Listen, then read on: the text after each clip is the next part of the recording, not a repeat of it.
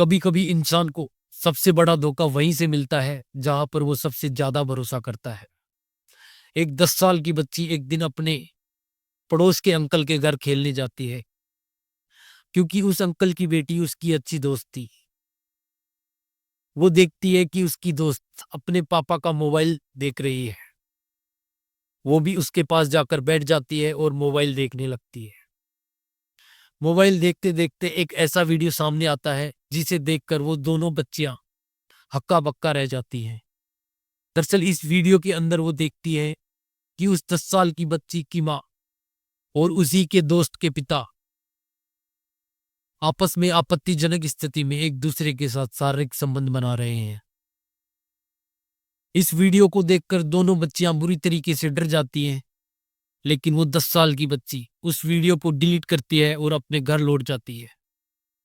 कुछ समय बाद उसी बच्ची की माँ के पास उसी अंकल का फोन आता है और अंकल कहता है कि तुम्हारी बच्ची ने हमारा आपत्तिजनक वीडियो देख लिया है। जैसे ही माँ ये बात सुनती है वो डर जाती है। वो सोचने लगती है जैसे ही मेरी बेटी के पिता घर पर आएंगे वो सारी बातें उन्हें बता देगी। इसी के चलते वो दोनों मिलकर एक ऐसी प्लानिंग तैयार करते हैं कि क्यों ना पिता और बेटी दोनों को रास्ते से हटा दिया जाए। और इसी प्लानिंग के अनुसार वो उस बेटी के पिता को दृश्यम मूवी की तरह 4 फीट गहरा खड्डा कर उसी में उसकी लाश को दफना दिया जाता है। नमस्कार दोस्तों, मैं हूं युग बगड़िया और आज जो आपके लिए सच्ची घटना लेकर आया हूं, दरअसल यह सच्ची घटना गुरुग्राम की है। कुछ ही समय पहले बिहार के नवादा का रहने वाला एक 37 वर्षीय युवक जिसका नाम विक्रम होता है, जो अपनी फैमिली के साथ यहीं रेंट के फ्लैट में शिफ्ट हुआ है। उसकी फैमिली के अंदर उसकी एक बीवी है जिसका नाम सोनी होता है और 2 बच्चे, जिसमें बड़ी बच्ची 10 वर्ष की होती है और छोटा बेटा जिसकी उम्र लगभग 8 वर्ष बताई जा रही है। इन दोनों की शादी लगभग 12 वर्ष पहले ही हुई थी। विक्रम यही गुरुग्राम के अंदर एक कंपनी के अंदर एक्सपोर्ट कॉन्ट्रैक्टर है, जिसके चलते वो अच्छा खासा कमा लेता है। विक्रम का एक खुशहाल परिवार है जिसके अंदर बीवी घर संभालती है, बच्चे स्कूल चले जाते हैं और आस पड़ोस से भी इनके अच्छे रिश्ते होते हैं। खासकर रविंद्र से, जो कि गाड़ियों को किराए पर देने का काम किया करता है। बात है 26 जुलाई की सुबह। विक्रम अपनी ड्यूटी पर जाने की कहकर घर से निकलता है, लेकिन रात हो जाती है, वो घर नहीं लौटता। विक्रम का कोई अता पता नहीं होता। जब विक्रम घर नहीं लौटता और उसका कोई अता पता नहीं होता तो उसकी बीवी काफी परेशान होती है। पता लगाने की कोशिश करती है कि विक्रम कहाँ है, उसे ढूंढती है। सारी रात निकल जाती है। अगली सुबह होती है 27 जुलाई की। फिर से बीवी उसे ढूंढने निकलती है और पता करने की कोशिश करती है कि उसका पति कहाँ है। ढूंढते ढूंढते सारा दिन निकल जाता है। शाम होते होते बीवी थक थका के अपने भतीजे राकेश को फोन करती है और कहती है कि कल तुम्हारे चाचा ड्यूटी पर गए थे, उसके बाद अभी तक घर नहीं लौटे हैं। मैंने काफी उन्हें तलाशने की कोशिश की, लेकिन मुझे कुछ भी उनके बारे में पता नहीं लगा। जरा तुम भी कोशिश करो, उनके बारे में पता लगाओ कहाँ है वो। जैसे ही कोई सूचना मिले तो मुझे बताना। जैसे ही ये बात राकेश सुनता है वो घबरा जाता है। उसके तुरंत बाद वो अपने चाचा को कॉल लगाता है। चाचा का फोन बंद होता है। उसके बाद वो अपने चाचा को ढूंढता है। जब कुछ मालूम नहीं होता तो वो उसी कंपनी में पहुंच जाता है जहां चाचा काम किया करता है। वहां पहुंचने पर उसे पता लगता है कि चाचा तो कल ही ड्यूटी खत्म करके रात को 9 बजे यहां से निकल गए थे। अब वो यही बात अपनी चाची से कहता है कि चाचा तो ड्यूटी करके कल ही वहां से निकल गए थे। हमें अब ज्यादा देर नहीं करनी चाहिए कि पुलिस में हमें चाचा की गुमशुदगी की रिपोर्ट दर्ज करवानी चाहिए। विक्रम की पत्नी सोनी और उनका भतीजा राकेश दोनों पास ही के पुलिस स्टेशन पहुंचते हैं, उद्योग विहार, और वहां जाकर विक्रम की गुमशुदगी की रिपोर्ट दर्ज करवाते हैं और सारी बात बताते हैं कि 26 जुलाई की सुबह विक्रम अपनी कंपनी के काम के लिए ड्यूटी पर गया था, लेकिन उसके बाद घर नहीं लौटा।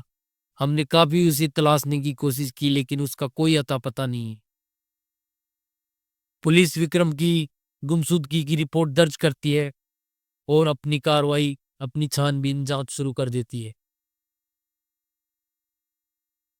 काफी समय बीत जाता है, पुलिस के कुछ हाथ नहीं लगता, पुलिस को कुछ समझ नहीं आता कि विक्रम गया तो कहाँ गया। उसी बीच घर वालों को एक शक होता है, शक जैसी भावना आती है उन्हीं की बहू के प्रति, सोनी के प्रति। कहीं इसी का तो हाथ नहीं है विक्रम के गायब होने के अंदर। ये शक इस वजह से उन्हें होता है कि जब किसी का पति लापता, गायब हो जाए, तो अक्सर बीवियां उन्हें पागलों की तरह ढूंढती है।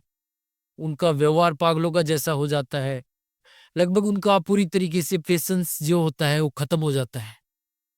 लेकिन यहाँ इस केस के अंदर जो सोनी है वो पूरी तरीके से एक नॉर्मल, और इतना नॉर्मल व्यवहार है, नॉर्मल तरीके से बातचीत करती है, सारी बातें नॉर्मल तरीके से, सब कुछ उसका, उसके बिहेवियर में कोई बदलाव नहीं। इसी बात को लेकर घर वालों के मन में उसके प्रति शक होता है और वो उससे कहते हैं कि कहीं तेरा ही तो हाथ इसमें नहीं है। घर में लड़ाई झगड़े होने लगते हैं, उस पे दबाव बनाया जाता है कि नहीं, तुझे मालूम है हमारा बेटा विक्रम कहाँ है, तू बता, ये सब तूने ही किया है। जैसे ही ये सब लड़ाई झगड़े और काफी दबाव बनता है सोनी के ऊपर, तब वो कहती है कि मुझे नहीं मालूम कि वो कहाँ है, लेकिन मुझे एक इंसान पे शक है, वो उसे मार सकता है। घर वाले बात सुनकर चौंक जाते हैं। वो कहते हैं कि ऐसा क्यों लगता है? वो कहते हैं कि जो पास ही में जो उनका पड़ोसी रविंद्र है, दरअसल एक रोज मैं घर पर अकेली थी, तब वो घर पे आया था और उसने मेरे साथ जबरन शारीरिक संबंध बनाए, मेरा रेप किया और एक वीडियो बना लिया। उसके बाद अक्सर वो मुझे ब्लैकमेल किया करता है और मेरे से शारीरिक संबंध बनाता है और हमेशा मुझे धमकी देता है कि ये वीडियो मैं सोशल मीडिया पे छोड़ दूंगा, तुम्हारी बदनामी होगी, तुम कहीं भी मुंह दिखाने लायक नहीं रहोगी। इन्हीं सब के चलते मुझे लगता है कि वो ही विक्रम को रास्ते से हटाने के लिए उसे खत्म कर सकता है। जैसे ही घर वाले ये बात सुनते हैं, वो तुरंत पुलिस के पास पहुंचते हैं और पुलिस को ये सारी बातें बताते हैं। जैसे ही पुलिस को ये सूचना मिलती है, पुलिस तुरंत रविंद्र के फोन का लोकेशन निकलवाती है और रविंद्र को गिरफ्तार करती है। रविंद्र की गिरफ्तारी के बाद रविंद्र से पूछताछ की जाती है। पहले तो रविंद्र इधर उधर की बातें करता है, पुलिस को गुमराह करने की कोशिश करता है। लेकिन जब पुलिस उससे कहती है कि तुम्हारे खिलाफ जो कंप्लेंट है सोनी ने दी है, तब वो ज्यादा देर टिक नहीं पाता और वो अपना जुर्म कबूल कर लेता है। वो कहता है कि हाँ, मैंने ही विक्रम की हत्या की है अपने दोस्तों के साथ मिलकर। तो और वो बताता है कि करीब 1 साल से मैं और सोनी प्रेम संबंध में हैं और उसी प्रेम संबंध के चलते जब भी हम शारीरिक संबंध बनाया करते थे, तो अपनी वीडियो बनाया करते थे, अश्लील वीडियो बनाते थे, जिन्हें हम दोनों मिलकर बाद में देखा करते थे। एक रोज विक्रम की बेटी मेरे घर खेलने आई हुई थी और गलती गलती बस मेरे फोन में वो अश्लील वीडियो देख लेती है और उसे वो जैसे ही डिलीट करती है, उसके बाद जब मैं फोन लेता हूँ और वो वीडियो मुझे नहीं मिलती, तो मैं समझ जाता हूँ कि विक्रम की बेटी ने ही उस वीडियो को देखा है और उसे डिलीट कर दिया।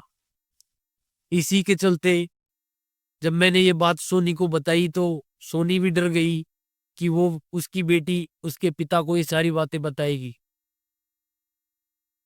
इसी डर के चलते हम दोनों ने प्लानिंग बनाया कि क्यों ना पिता और बेटी दोनों को रास्ते से हटा दिया जाए। दरअसल ये जो रविंद्र होता है, वो मूल रूप से मेरठ के अस्तिनापुर का रहने वाला होता है। जैसे ये दोनों सोनी और रविंद्र प्लानिंग करते हैं,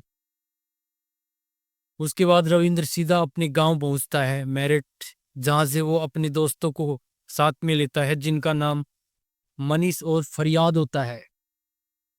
उन्हें साथ लेकर रात 9 बजे के आसपास वो विक्रम की कंपनी के बाहर खड़े हो जाते हैं।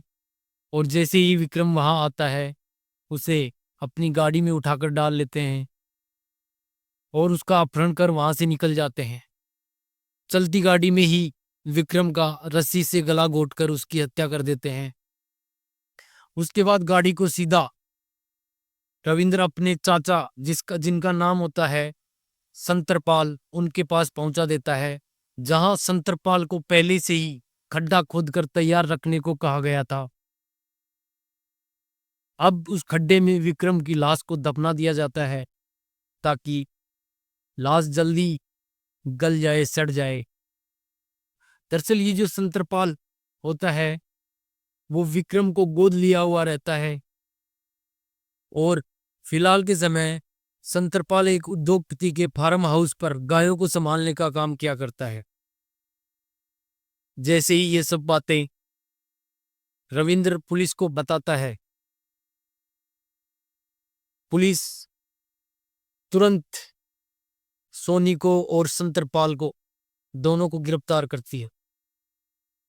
संतरपाल से पूछताछ के दौरान संतरपाल कहता है कि हाँ, कुछ समय पहले रविंद्र मेरे पास आया था और उसने पहले ही मुझे सब बता दिया था कि इस तरीके से मैं किसी की लाश लेकर आऊंगा, और जो फार्म था उसके पीछे एक लैंड खाली था, उसके अंदर यहाँ पर उसे दफनाने के लिए एक खड्डा खोदने के लिए मुझे कह कर गया था। और जब सोनी से पूछताछ की जाती है, तो सोनी भी इन सभी बातों के लिए हामी भरती है। और फिलहाल पुलिस इस केस में, विक्रम के मर्डर केस में 5 लोगों को गिरफ्तार कर लेती है। इस पूरी साजिश में सोनी देवी रविंद्र के साथ फोन के माध्यम से संपर्क में थी। जब रविंद्र ने विक्रम की लाश को दफनाया था, तो सबसे पहला कॉल उसने सोनी देवी को ही किया था और बताया था कि विक्रम को मारकर उसको दफना दिया गया है। जब पुलिस ने सोनी देवी की कॉल डिटेल निकलवाई, तो पता चलता है कि सोनी देवी अपने पति से नहीं, बल्कि ज्यादातर बातें वो रविंद्र के साथ ही किया करती थी। पूछताछ में यह भी पता चलता है कि पुलिस से बचने की खातिर ही सोनी देवी ने रविंद्र के ऊपर दुष्कर्म और धमकी जैसे आरोप लगाए थे। सोनी देवी को लगा कि पुलिस दुष्कर्म के मामले में आरोपी रविंद्र को गिरफ्तार कर लेगी और पुलिस का ध्यान हत्या की तरफ नहीं जाएगा। उसका यह भी सोचना था कि 5 से 6 महीने के बाद कोर्ट से रविंद्र के साथ राजीनामा कर उसे छुड़ा लूंगी और फिर दोनों साथ रह सकेंगे। लेकिन सोनी देवी का यह सारा खेल उल्टा पड़ जाता है।